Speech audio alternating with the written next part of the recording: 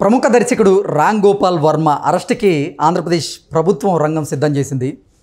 ఈరోజు ఆయన ఒంగోలులో పోలీసుల విచారణకి హాజరు కావాల్సినటువంటి నేపథ్యంలో రామ్ గోపాల్ వర్మ విచారణకు హాజరు కాకపోవడంతో ఒంగోలు పోలీసులు ఈరోజు హైదరాబాద్లోని జూబ్లీహిల్స్కి చేరుకొని రామ్ గోపాల్ వర్మని అదుపులోకి తీసుకోబోతున్నట్లుగా ఒకంత సమాచారం అందుతున్నటువంటి నేపథ్యంలో ఇక రామ్ గోపాల్ వర్మ అరెస్ట్ అవ్వడం ఖాయం అనేటువంటి సంకేతాలు అయితే బలంగా వినపడుతున్నాయి. ఈ నేపథ్యంలోని ఈ అంశం మీద మనం విశ్లేషణ చేసుకుందాం. ప్రస్తుతం మనతో పాటు ఉన్నారు ప్రముఖ రాజకీయ విశ్లేషకులు, ప్రముఖ సీనియర్ జర్నలిస్ట్ దుర్గా వడ్లమణి గారు. వారితో మాట్లాడదాం. దుర్గా, నమస్తే అండి. నమస్తే అండి. దుర్గారు, జగన్మోహన్ రెడ్డి ముఖ్యమంత్రిగా ఉన్నటువంటి సమయంలో జగన్మోహన్ రెడ్డి అండ చూసుకొని ప్రముఖ దర్శకులైనటువంటి రామ్ గోపాల్ వర్మ అప్పటి ప్రతిపక్ష నాయకులైనటువంటి చంద్రబాబు గారి మీద, ఆయన కుమారుడైనటువంటి లోకేష్ గారి మీద, పవన్ కళ్యాణ్ గారి మీద అసభ్యకరమైనటువంటి పోస్టులు పెట్టి అనుచితమైనటువంటి వ్యాఖ్యలు చేసినటువంటి నేపథ్యంలో ఒక కార్యకర్త ఇచ్చినటువంటి ఫిర్యాదు మేరకు ఈరోజు ఒంగోలు పోలీసులు ఆయన మీద కేసు నమోదు చేయడం, తర్వాత ఆయనకి నోటీసులు అందజేయడం, ఆయన్ని విచారణకి హాజరవ్వాల్సిందిగా కోరడం, ఆయన నాకు షూటింగ్ ఉంది, నేను విచారణకి హాజరవ్వడం కుదరదు, నాకు 4 రోజులు సమయం ఇవ్వండి అంటూ ఆయన కోరడం, తర్వాత పోలీసులు కూడా 4 రోజులు సమయం ఇవ్వడం, ఈరోజు మళ్ళీ విచారణకు హాజరు కావాలి అంటూ వారు ఆదేశాలు జారీ చేసినటువంటి నేపథ్యంలో ఈరోజు ఆయన విచారణకి వెళ్ళలేదు. ఈ నేపథ్యంలోనే ఒంగోలు పోలీసులు కూడా ఇప్పుడు జూబ్లీహిల్స్లోనే ఆయన నివాసానికి వెళ్ళి ఆయన్ని అదుపులోకి తీసుకుపోతున్నట్లుగా వార్తలు వస్తున్నాయి. దీన్ని ఎలా చూడాలి? మీరు చెప్పినట్టుగా ఒంగోలు తెలుగుదేశానికి సంబంధించి మద్దిపాడు అంటే ఆ ప్లేస్ పేరు, అక్కడ ఫిర్యాదు చేశాడు ఆయన. ఏమని?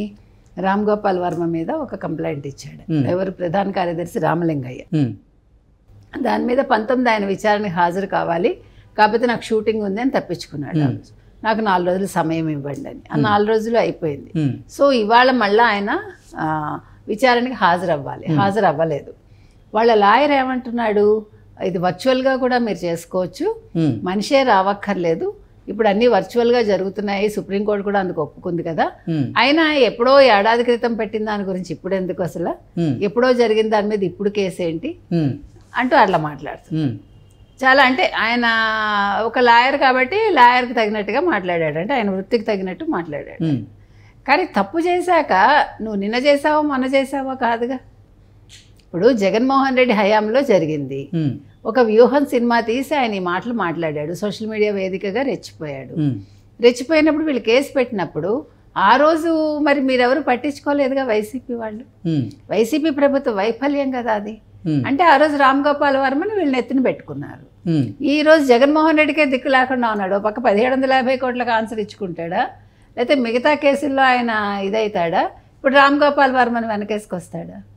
సరే, ఆయన సోషల్ మీడియాలో పెట్టమన్నాడు, నీకు వ్యూహం సినిమాకి డబ్బులు ఇచ్చాడు, నేను దగ్గరుండి ఇంట్లోకి తీసుకెళ్ళాడు, తాడేపల్లి ప్యాలెస్లో లోపలికి తీసుకెళ్ళి కూర్చోబెట్టి మాట్లాడాడు, మీకు గుర్తుంటే.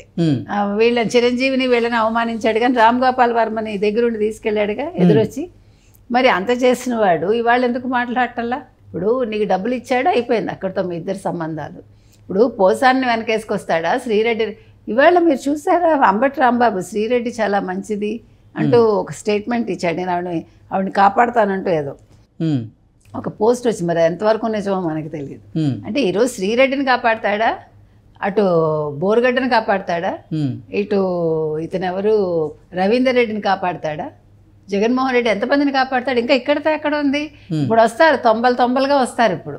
అంటే సోషల్ మీడియాలో అనుచిత వ్యాఖ్యలు చేసిన వాళ్ళందరి మీద కేసులు ఇప్పటికే 34 మంది మీద, ఎంతమంది మీద పెట్టారు? 54 మంది మీద.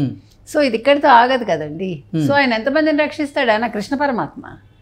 ఆయన మాట మాట్లాడితే శ్రీకృష్ణుడు మీకు గుర్తుందా? ఎలక్షన్స్ ముందు పాండవులు కౌరవులు, మరి ఏం చేస్తాడో చూడాలి ఇప్పుడు. ఎందుకంటే ఆయనకే దిక్కు లేకుండా. అంటే గతంలో ఆయన అర్జునుడితో పోల్చుకున్నారు, మీరేమో ఇప్పుడు శ్రీకృష్ణ అవతారం. మరి వాళ్ళు ఎత్తాలి. అర్జునుడు కుదరదు కదా ఇక్కడ. ఇప్పుడు కృష్ణుడే కాపాడగలడు ఎక్కువ మందిని, అందుకని అంటున్నాను నేను. ఆయన అయితే అర్జునుడు అనుకున్నాడు. అర్జునుడు దేనికి అనుకున్నాడో నాకు ఇప్పటికీ అర్థం కాదు. ఎన్నికల సమయంలో ఆయన అది కాదు, అంటే ఏ రకంగా పోల్చుకున్నాడని. ఎన్నికల సమయంలో పోల్చుకున్నాడు, but in what way he's connected అని. అంటే మహాభారతం చదివిన వాడికి అసలు జగన్మోహన్ రెడ్డికి అర్జునుడికి ఏ రకంగా పోల్కుందో అర్థం కాల, నాకు అర్థం కాలేదు. అందుకని ఇవాళ కృష్ణుడని ఎందుకన్నానంటే గోవర్ధన గిరిధారి కదా ఆయన, గోవర్ధన పర్వతం ఎత్తాడు కాబట్టి ఈయన కూడా చిటికిన వేల మీద ఎత్తి మీరందరూ నా కిందకు వచ్చేయండి అని, అంటే ప్యాలెస్కి తీసుకెళ్ళిపోయి దాచుకుంటాడు అని. అందుకోసం తప్ప అంటే జగన్మోహన్ రెడ్డి అనేవాడు అవసరానికి వాడుకుంటాడు. రామ్ గోపాల్ వర్మకి ఇంకా అర్థం కాలే. ఈరోజు అలీ ఏమయ్యాడు? ఎవరిని తీసుకోండి మీరు, ఇవాళ పోసాని లాంటి వాడే కాళ్ళ బేరానికి వచ్చాడు. ఎంత రెచ్చిపోయి వీళ్ళందరూ.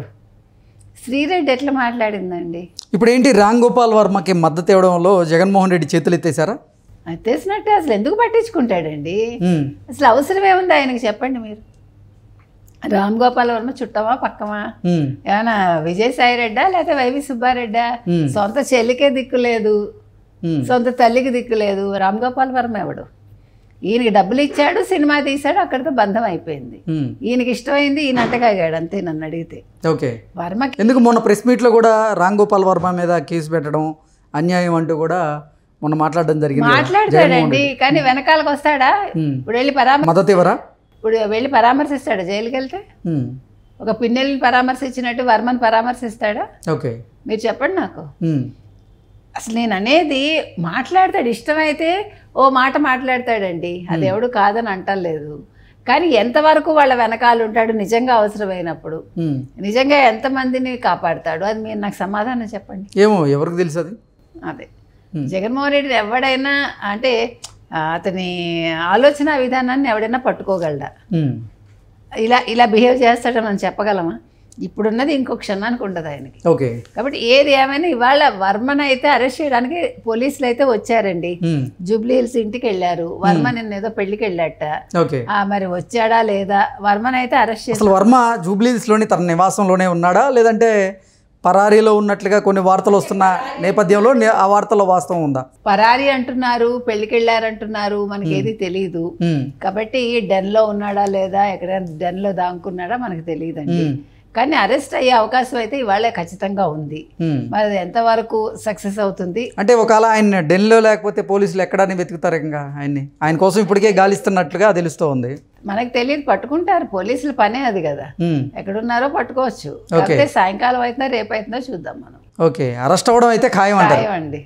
ఓకే, ఎందుకంటే వదలరు. ఎందుకంటే అసలు విచారణకి హాజరయ్యి ఆ పోలీసులు అడిగిన ప్రశ్నలకి సమాధానం కనుక ఇస్తే అరెస్ట్ చేసేటువంటి అవకాశం ఉండదు కదా? ఎందుకు ఉండదు? అప్పుడైనా మీరు అరెస్ట్ చేస్తారో ఎవడో తెలుసు. అదే భయం కదా. అంటే 50-50 ఛాన్స్ అయితే ఉంటాయి కానీ అంటే అది కూడా he doesn't want to take that risk maybe. Okay, అంతే కదా. ఎందుకు అసలు నేనేంటి పోలీసుల విచారణకు హాజరవ్వడం ఏంటి అని అనుకున్నారా, లేదంటే నిజంగా ఏదైనా పని వల్ల ఆయన పోలీసుల విచారణకు హాజరు కాకుండా తప్పించుకొని తిరుగుతున్నారా? అంత సీన్ ఇప్పుడు ఏమీ లేదు వర్మకి. వర్మది అయిపోయింది కదా, అయిపోయింది, శకం అయింది.